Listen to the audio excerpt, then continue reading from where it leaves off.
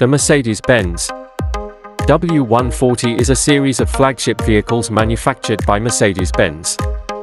From 1991 to 1998 in sedan, saloon, and coupe body styles and two wheelbase lengths SE and SEL, Mercedes-Benz unveiled the W140 S-Class at Geneva International Motor Show in March 1991. With the sales starting in April 1991 and North American launch was on the 6th of August 1991.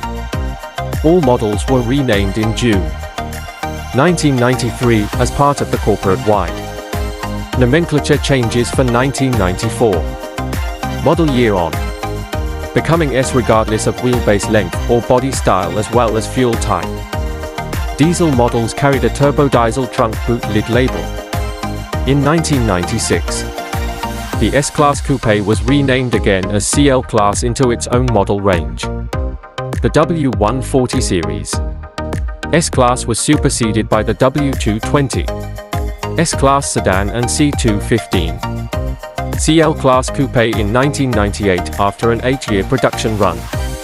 Production of the W140 reached 432,732 with 406,710 sedans and 26,022 coupes.